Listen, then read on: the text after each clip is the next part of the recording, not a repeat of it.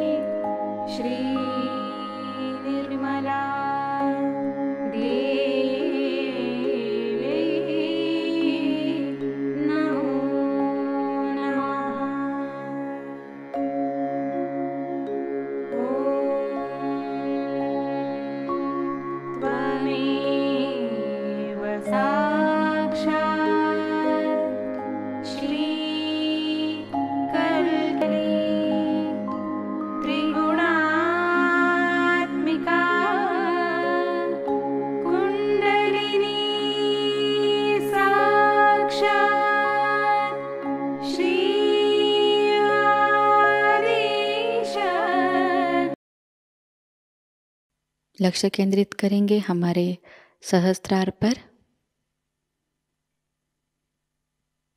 श्री माताजी कृपावंत होकर हमें निर्विचार अवस्था प्रदान कीजिए।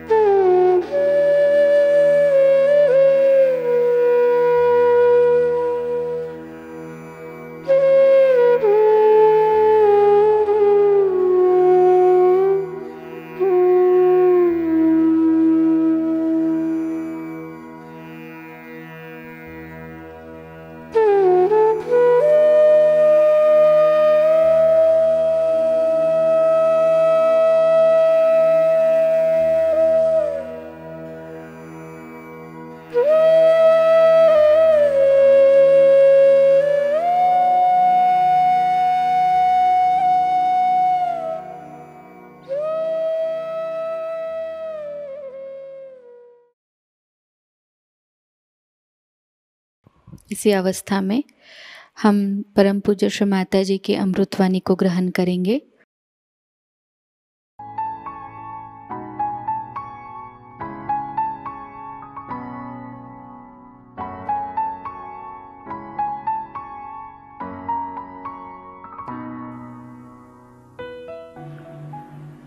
Today we are here to celebrate Mahashivaratri. It's a very great privilege for all of us to understand about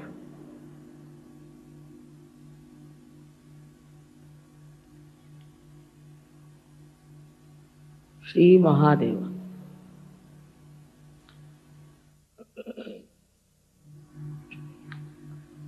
Unless and until you have got your self-realization, you cannot understand what is the great personality, the character, and the powers of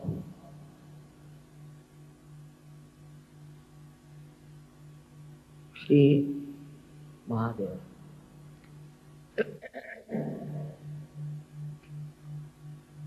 It's not easy to conceive, also to reach the depth of his greatness, unless and until we are humble. We have to be very humble to reach at the lotus feet of Sri Mahadeva.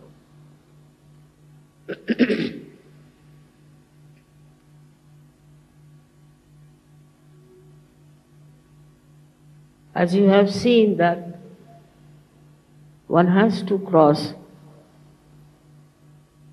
even the Sahasrara to be at the lotus feet of this great personality.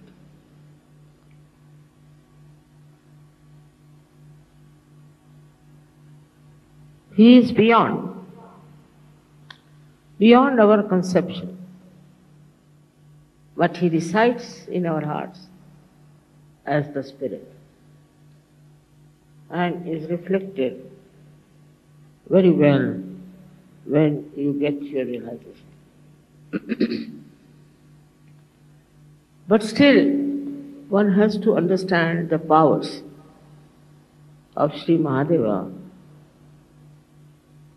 which is not very easy to describe about this great God in little words. The first power he himself has, that he is a very forgiving God. He forgives. He forgives us so many of our sins, so many of our destructive activities, our horrible mind which tries to create problems for everyone. Up to a point. But he has the greatest power to destroy. His destruction comes so suddenly because he rules all the elements. All the elements he rules. He rules the Mother Earth and he rules all other elements. Through their causally, he rules and he can destroy everything that he wants to if he finds there is problem.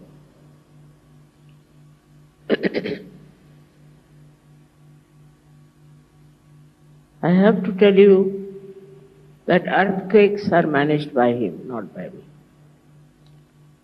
I am not there for destruction. He is the one who sees what's happening on this earth, what's happening to the human being. I'll give you an example of Gujarat. Apart from anything, Gujarat people are very money oriented.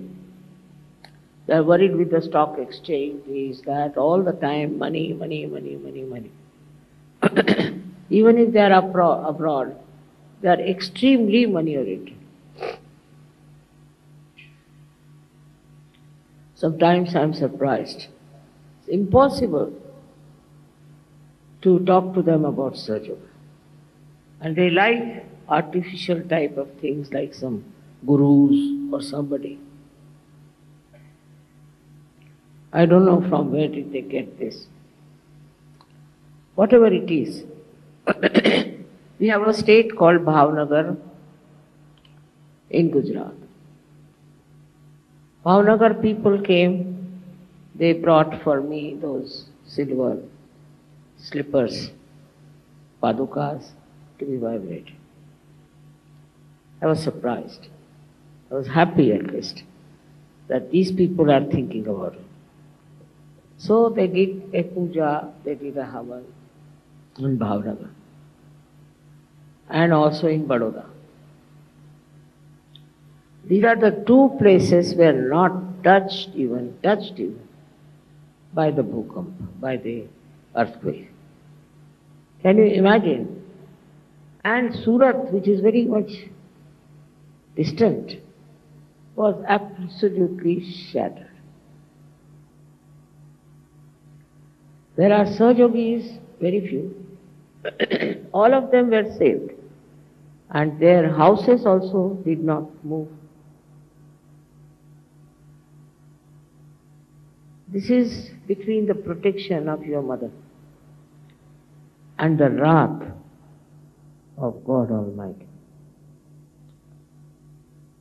One has to understand this very well, that He has powers over all the elements. I went to France, and there some people in France tried to trouble me. And all the media got after me. And on the television, everywhere, they were saying all kinds of things against me. I knew something would go wrong somewhere. And suddenly from the sea, a big, I don't know what to call it, a big storm started. Suddenly, no one knows why. And two ships were completely sunk. And those people who went to rescue them got cancer. Then it came, this storm started moving fast, and all the churches lost their top heads, I should say. All the churches lost it. So many priests' houses were ruined. And it traveled and came up to the place where I had purchased a very big castle. Just stopped at the brink of it. Now, it's not my doing, I must tell you. But this is what He does. Though He is very forgiving, He is extremely kind, He is blissful, but you should be aware of His powers. All those powers are used to protect my work, I should say. It goes too far. And it is to show to people that they shouldn't obstruct the work of spirituality. It should be real spirituality. It should not be somebody like a false guru coming up and showing some magic or talking something about some far-fetched things. But the real spirituality, if you have, the protection will be always there, and Shiva will be very blissful. He is extremely blissful. And what does He give you is even more beautiful than you could think of. He is extremely forgiving. I should say He is the source of forgiveness. If you have forgiveness in your heart, He resides in your heart. Otherwise, gradually you start developing very difficult type of diseases. Say, if you are forgiving, your heart runs very fast. No one can touch your heart. you cannot get heart attacks. But if you are tolerating, suffering, and taking many things as a power of your own, doing wrong things, and forgetting about God, then you also start developing a very weak heart. So one side is that you develop a heart which is extremely aggressive and can become like Hitler's heart. Under any kind of pretensions, if you start torturing someone, your heart becomes solid, and then you can get a tremendous, massive heart attack, and all the troubles follow. This is inevitable. But supposing you are extremely tolerant and you tolerate all nonsense, you are very docile, you are a frightened person. If you are frightened and because of fright you do that, you can develop another kind of a heart we call as angina, where the blood supply is less and ultimately you develop a kind of a guilt and you lead a very mediocre life. So this second thing also is very visible among people who think they are very, very tolerant. I am saying that tolerance is all right because of spirituality, but not because you are frightened and you are afraid of something. If you are a Sahajayogi, you have no business to be afraid of anything. In India, people are afraid of everything. If they see a squirrel, they'll be frightened.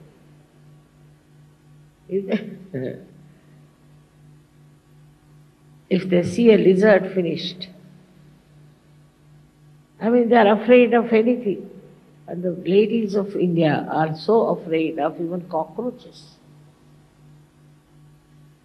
This kind of temperament is absolutely stupid, because that makes you a kind of a person who is prone to angina. What is there to be afraid of? If you are a Sahajayogi and Sahajogini, you are not to be afraid of it. They are afraid of rats, all kinds of nonsense, and they boast of it. And they talk about it. Here the heart is becoming weak and weak and weak. Also, I must say, the Indian men are responsible for that, because they treat their women as if they are appendages or some sort of a liability. I don't know what they think that. Their behavior is so bad, unbelievable. Especially in the North India, I have seen women have no position. The woman is brought in the house, kept in the house, just like a maid servant. She has to cover her face all the time. She doesn't have to go out anywhere without permission. It's terrible. Some people say it is the Muslim influence or whatever it is. But when you believe in eternal life, in spiritual life, you should not be governed by any such nonsensical atrocities. And that's why I feel that you really need the emancipation of women in India. They are very good, they are very tolerant, they are very sweet. But they develop all the bad diseases, all the mental diseases, because they don't know their own value. They don't know their own self-respect. And on this I have already spoken at length. Why should men behave like that? Because I think in our country we have at least 70% are women. And the 70% people's energy is wasted in the North India. I don't know what they think of themselves. And then they are punished. All such countries can never prosper, because women are the Lakshmis. But they have to be Lakshmis also.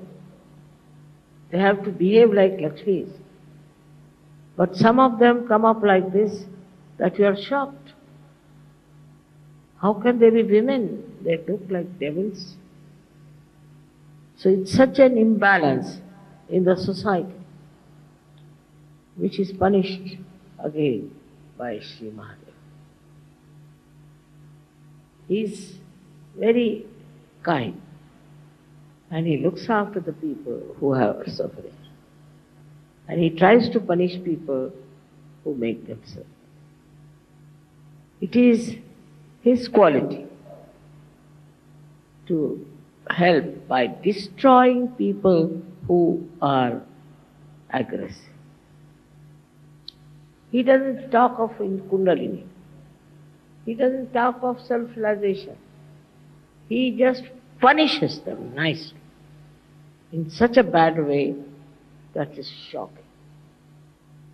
And he relieves sometimes people like, I've seen many women who live like this, suffer so much. They die much earlier than their age.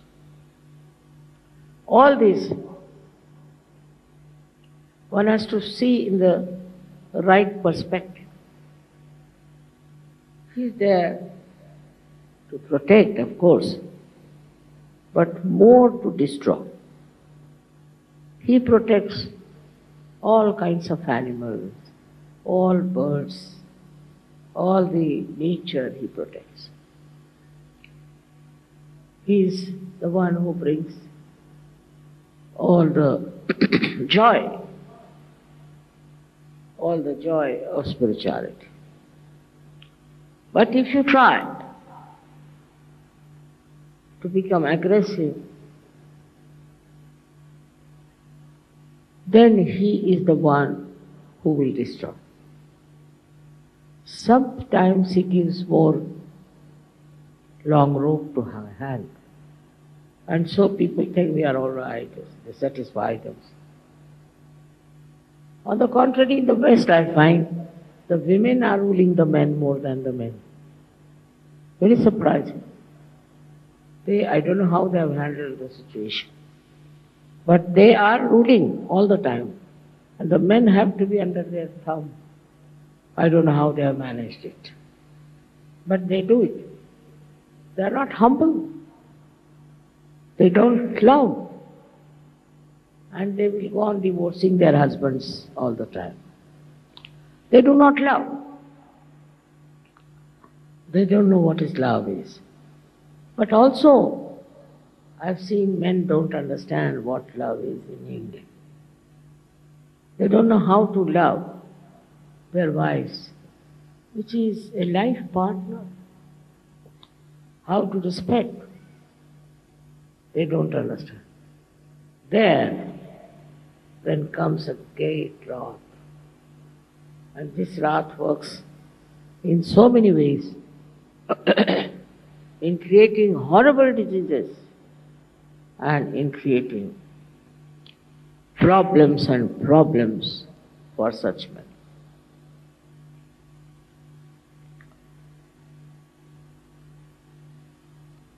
And the society also is responsible for doing all kinds of things against humble people.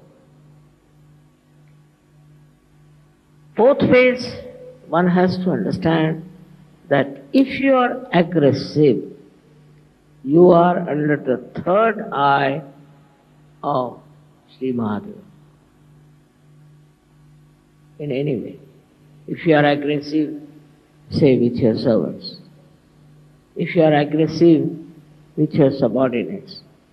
If you are aggressive with your children. There is this wrathful God watching, and one can get under the spell of his destruction. But he gives us the great heights of Himalaya. He makes human beings extremely beautiful, very noble. And he wants that people should love each other. There should be pure love among human beings. And also, he makes you very delicately behaving towards other people, very sweetly behaving towards others. If you don't have that, then you are going in the wrong direction. But his greatest thing is that he gives you the height and the depth. If you are worshipping him, then you develop such heights that you see the whole world as a witness. He sees the whole world as a Sakshi Swarupa, as a witness. And so, he is the knowledge. He is the pure knowledge. You may get your realization, all right? You might feel cool breeze in your hands, all right? But, do you have the knowledge? I have to tell you. What finger means what hand means what is vibrations, I have to tell you. He is that knowledge. He is the pure knowledge, complete knowledge of the highest level. So he is the source of knowledge. Those people who are not humble cannot get that knowledge. Those people who are arrogant and who do not handle others delicately, sweetly, beautifully, are not blessed by him. They cannot achieve anything in life. What do we have to achieve? Not your position, not your wealth, not all these outward things, but you have to achieve a loving heart with which you can love. If there is Shiva in your heart, you will love everyone in a very beautiful manner. There won't be any nonsensical ideas about love. Just pure love for all the people is the blessing. Then all your harshness goes away. For example, if you have a little power,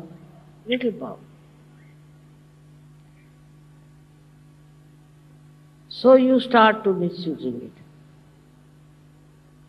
Look at Shiva. He has so many powers. If he starts misusing, there won't be even a blade of grass left on this earth. How much we are sinful, selfish, you know that. But still he gives you a chance. So let's see, they might improve. And he is extremely generous, extremely generous. He is very forgiving and also extremely generous. Now supposing there are people who are living in a desert and they are very good people and they are suffering because they are living in a desert. He will create oases for them. He controls the Mother Earth. He can do everything to make them happy if they are spiritual, if they worship Him. But human beings are so stupid that they go on fighting also in the name of God. Like in the south we have two types of people. One who worship Shiva, another who worship Vishnu. Can you imagine? Vishnu used to worship Shiva. Nobody is higher, nobody is lower. It's so important. Everything is so important. But they used to fight on this point. If they are worshipping Shiva or they are worshipping Vishnu, and nowhere near the reality they were. They did not what was the reality. Nothing. Just fighting, fighting, fighting. In the name of God, those who fight, Shiva comes on them and he is trident hits them. You are not to fight in the name of God, but you have to love and understand. So this fighting in the name of God is a nonsense. Not only that, but it's very, very dangerous. All such people who will do that will be destroyed. It is self-destructive. Such people will be destroyed completely. So, you should understand that in the name of God you have to love. You have to understand. You need not tolerate nonsense, it's different. But you have to love people, spread your love. Gradually this love can go all over the world. And then the vision of mine I can see working out. But if there's fighting, there's hatred, there's all kind of aggressiveness, these are all against Shiva, and such people will be destroyed. What will I do with them? What can I do if they are destroyed? If they are very money-oriented, materialistic people, they are not loving them. They love you only for money. All such people will be destroyed. No doubt. One should be not only humble, but should be extremely loving. To get the blessings of Shiva, you have to be extremely loving. Such people may not be very cunning, clever, may be very innocent. Must be. Because when you love somebody, you want to help that person. I have suffered myself. I have tried to help people and they have deceived me. So what? That's their nature. And they are destroyed. What can I do? I didn't ask them that you deceived me, but they deceived me. I don't know why. And I have been very kind and nice, still they deceived me. So then the destruction follows. What can I do about it? I don't want anybody to be destroyed. I love this creation of mine, and I don't have any way of protection them if they are destructive. Because there's another great power who can destroy them. This is absolutely, my mind is a helpless condition sometimes I feel. And I don't know how to express, but one has to understand as Sahaja yogis that with Shiva's love and His blessings, you can become extremely loving, extremely generous, very, very sweet and innocent like children. You have to be innocent. There's no need to be very clever and cunning. And you'll be amazed how your innocence will be protected. If you are innocent, you don't have to worry. There's a power, there's the third eye of Shiva, who is looking after you. Wherever you are going, He is with you. That doesn't mean that you become stupid. Doesn't mean that you are not practical. All that is taken over, all the practical side, by the power of Shiva. His guidance, His love, His kindness, you can see at every step. But first of all, watch your steps. Are you aggressive? Are you troublesome? Do you say harsh things to others? Or are you humble? Are you gentle? And if you are kind, He is very much pleased with you. In the nature, it is His rule that works. And they are so systematic. They live with understanding of each other. For example, if you go in the jungle and it is absolutely quiet, don't hear even the birds twittering, then you should know there's a tiger sitting somewhere. Because he's the king. They know they have to obey, and when the king is there, his protocol is there. They know automatically what is the protocol of the king. Nobody would be even moving if he's there. He sits in his majesty. Then in 1 week or maybe by 15 days, he'll kill one animal. He has to eat. Kills one animal, then he and his family, they eat first. He waits for some time, of course, for the blood to ooze out. Then the whole family comes and eats. Then he leaves the body there. Then by gradation, one by one, all kinds of animals come and eat it as a prasad. And the last tea are the crows who come and eat that animal. Such discipline, such understanding of the protocol.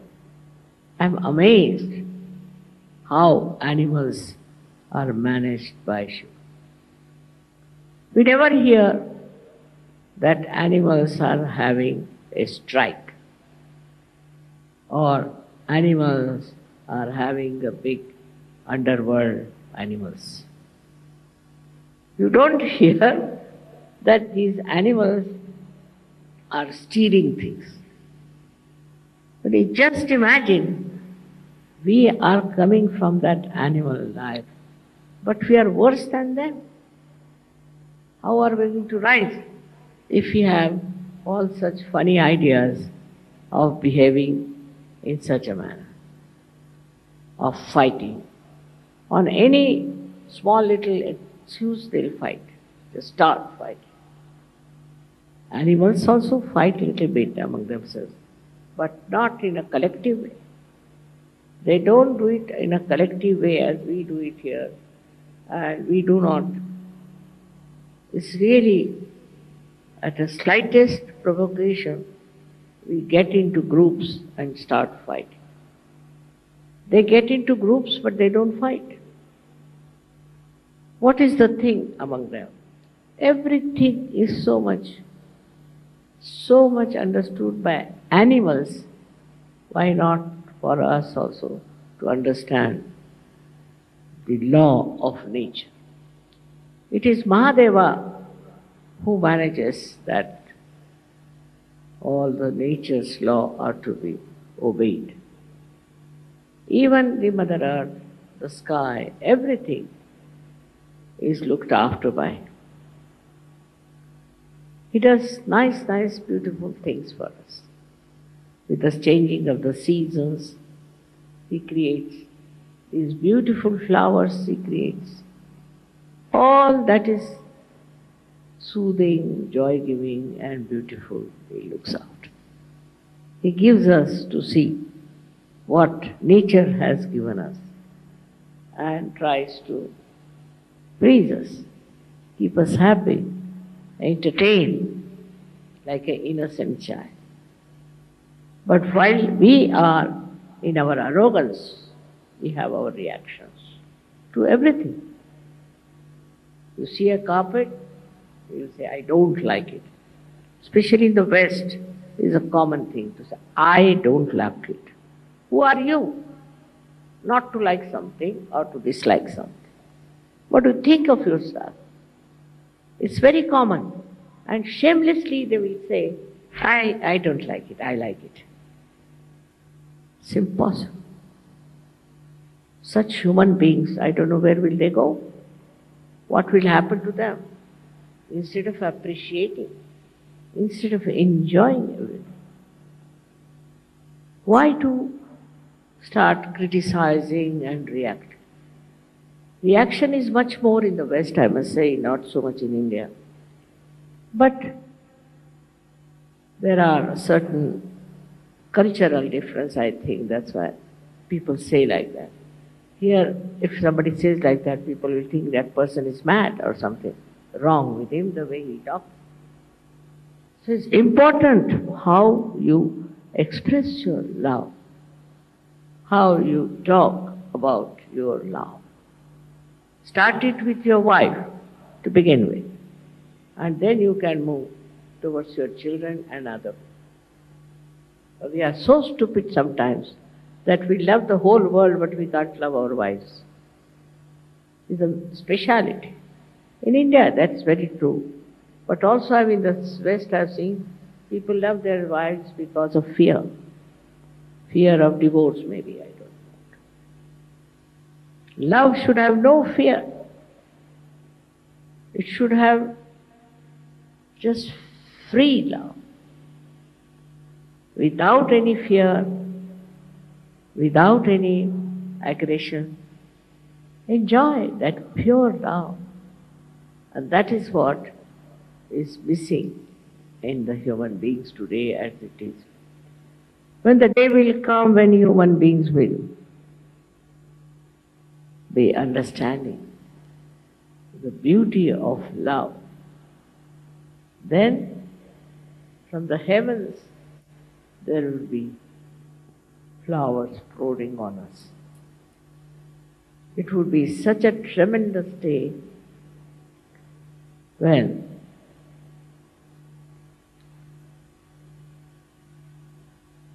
Mahadeva will be able to close his third eye and would be peaceful in his heart.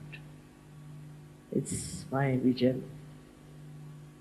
It's the future for you to see how peacefully you can talk to me, how sweetly you can love others,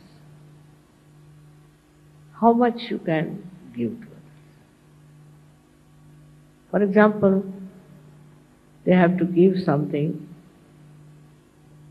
they'll go in the market and buy the cheapest, the rottenest thing for giving. That's not the way. You must buy it small or big, whatever, out of love. That should talk about your love. Tell about your love and not about your money, what you have spent.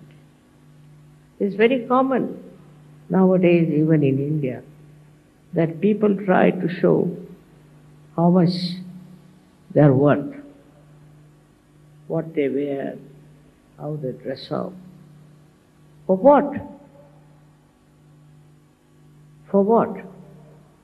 I've known such people, very many. When they die, there are not even 4 people available to carry their dead body. When they leave, they think no one of themselves. That time, you should see how many people there are to love that person, to care for that person. Maybe it is his upbringing, maybe that he had never known love. Anything you may blame. But for a Sahajayogi, it is important to learn that love is your life. Love is spirituality. And love without expectations to do something. Some people are, I know, very good at helping poor people, this, that. But behind that is the power that they do. They think, oh, we are great, we are doing this work, that work, just to satisfy their power, not their love. So when you are working, you have to know that it's just to satisfy your spirit, just to satisfy your love, that you are doing, not for any name or for any kind of a position. If you have that kind of detached love, virakta is the word, then nobody has to certify you. You have it and you are enjoying it. It is unfortunate I have to speak in English language. Maybe there are some who do not understand English. But nowadays the English have become dominating. What to do? You have to speak only in English language and can't use any other language. But one has to speak the language. See animals. See if you have a horse, if you have a dog. All these animals, they understand your love. How they stick to you, how they express their love. They're very sweet. And this we have to learn from them now, I think. Otherwise, I don't know how to make them understand the value of love. It is not that the way people are criticizing, that we are not practical, that we have not achieved much money or power or something. That's not important. Because there are many like that selling in the market. But we are different. We are the jewels of humanity. And we have to be like that, shiny. Cutting out all the wrong things within us as a diamond is cut to look something very, very great. My only, if I have any, desire is that try to follow the qualities of Shri Mahadeva. How great he is, how detached he is. Detached, absolutely detached. He lives with bones and things like that. He's not bothered about where he lives, what he lives with, what he has, nothing. So detached. We should be detached like that. At the same time, we should be very loving like him. Extremely loving.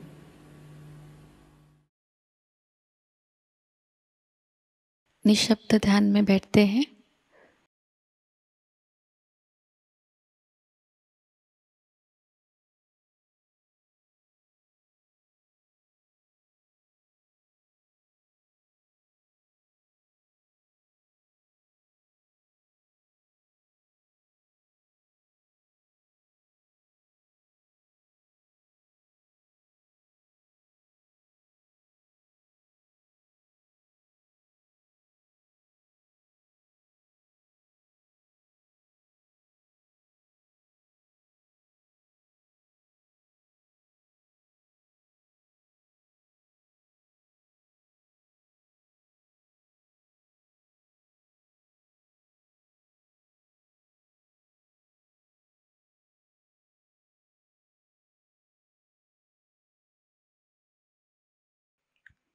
परम पूज्य श्री माताजी,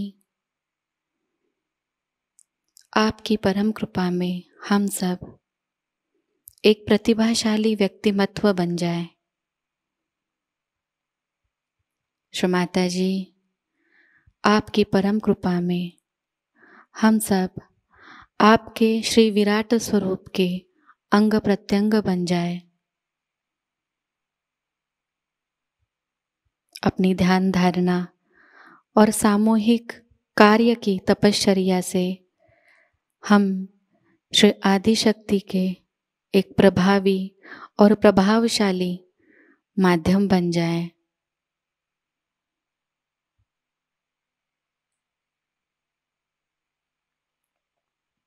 परम पूज्य श्री माताजी, आज का यह सामूहिक ध्यान हम आपके श्री चरणों पर समर्पित करते हैं। कृपावंत होकर हम सबको और इस संपूर्ण विश्व को आशीर्वादित कीजिए।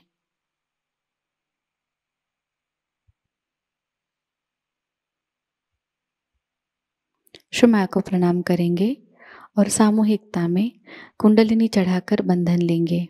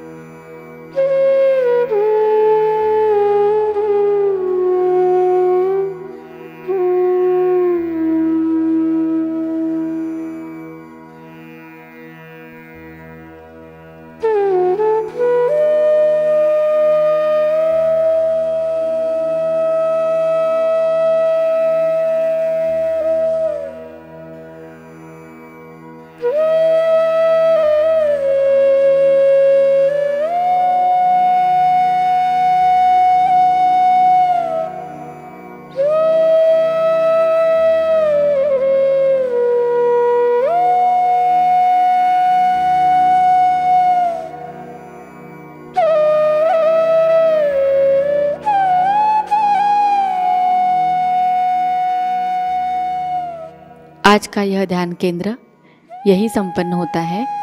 जय श्री माता जी।